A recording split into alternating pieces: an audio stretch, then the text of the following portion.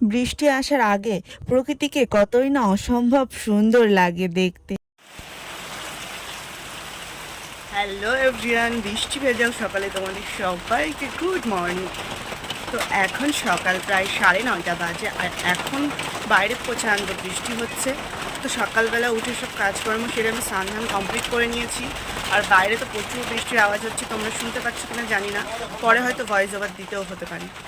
তো যাই হোক, ভিডিওটা আমি এখন স্টার্ট করলাম, আর সারাদিন কী করবো সেগুলোই শেয়ার করব প্রত্যেক দিনের মতো। তো চলো ভিডিওটা শুরু করা যায়। তারপরে তো এদিকে এসে আমার মাথা গিয়েছে বেজায় গরম হয়ে।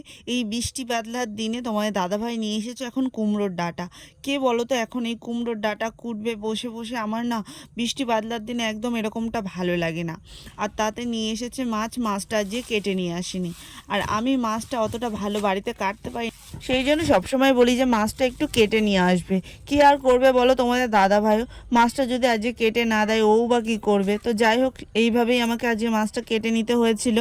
তো তারপরে এদিকে এনেছিল চিড়ে। তো চিড়েটা সকালবেলা এখন খাওয়া হবে। আর তারপরে তলায় এই যে দেখছো কালো ক্যারি পেপার, তো এটার ভিতরে ছিল চাল। ঘরে চাল বাড়ন্ত ছিল, তো সেই জন্য তোমার দাদাভাই কিছুটা চাল কিনে এনেছে। এখন বস্তা ধরে কিনে আনেনি, অল্প কিছু কিনে এনেছে, পরে বস্তা ধরে কিনে আনবে। তো তারপরে এদিকে চাটা রেডি করে ফেলেছি। আর ওই যে দেখালাম তোমাদেরকে চিড়েটা এনেছিল সকালবেলা, তো সেটাই আমি ভেজে নিয়েছি। আজকে সকালে বৃষ্টি ভেজা ওয়েদারে আজকে সকালবেলার আমাদের ব্রেকফাস্ট হচ্ছে চিড়ে ভাজা আর চা। যেহেতু আমি দুধ চা খেতে পারি না, সেহেতু লিকার চাটাই সবসময় খাই। আর দুধ চা খেলে খুবই অসুবিধা হয়, সেই জন্য লিকার চাটাই প্রেফার করি।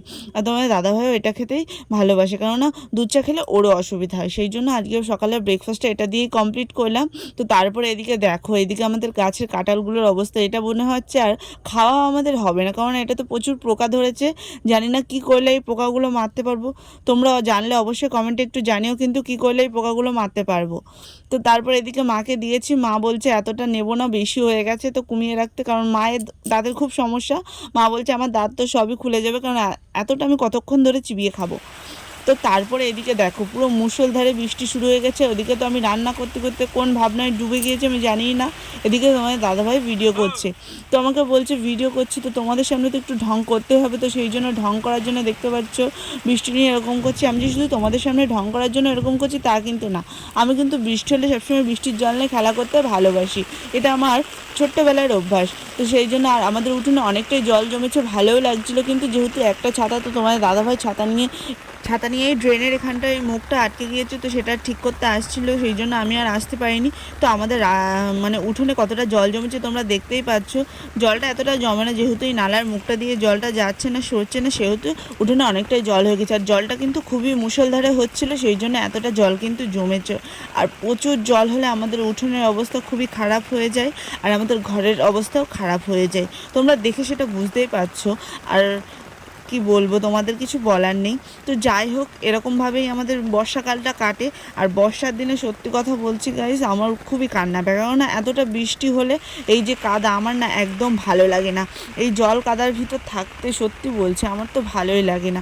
তো সামনের দিকের মাঠটাতেও দেখছো কতটা পরিমাণে জল হয়েছে, যে জল কিছুটা জমে গিয়েছে। তো রাস্তাটা তো তোমাদেরকে কদিন প্রত্যেক দিনই দেখাচ্ছি যে অবস্থা। যেহেতু নালাটা তোমাদের দাদাভাই পরিষ্কার করে দিয়েছে, সেহেতু উঠোনে জলটা কিন্তু অনেকটাই কমে গিয়েছে।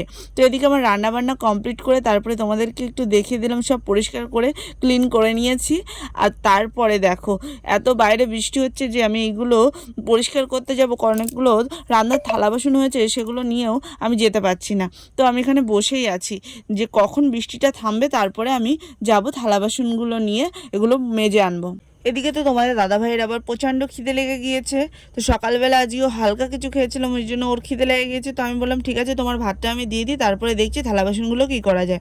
তো এখানে আমি তোমাদেরকে কী রান্না করেছিলাম সেটা তো দেখাতে পারিনি বৃষ্টির জন্য। আমার ফোন ছিল ওই ঘরে, আমি ছিলাম এই ঘরে, সেহেতু তোমাদেরকে এখনই খাবারটা দেখাচ্ছি যে আমি কী রান্নাবান্না করেছি। আজকে দুপুরে লাঞ্চের মেনুতে ছিল সাদা ভাত, মাছের ডিমের ভাজা পেঁয়াজ লঙ্কা দিয়ে, আর ছিল কুমড়ো শাকের ডাঁটার, মানে কুমড়ো শাক আর ডাঁটার চচ্চড়ি, একটু সর্ষে বাটা দিয়ে করেছিলাম, বেশ মাখো মাখো করে। আর কি বলবো তোমাদেরকে, শুকনো শুকনো করে। আর তোমাদের দাদাভাই এটা খেতে খুবই পছন্দ করে, তো সেই জন্যই করা। আর এদিকে ছিল আলু দিয়ে, বেগুন দিয়ে, মাছ দিয়ে ঝোল। তো কী মাছ ছিল, তো তোমাদের দাদাভাই তখন এনেছিল রুই মাছ, তো সেটা। আর তোমাদের দাদাভাই এই মাছের মাথা খেতে খুব পছন্দ করে, তো সেই জন্য মাছ আনলে সবার আগে মাছের মাথাটা ওকেই আমি দিই।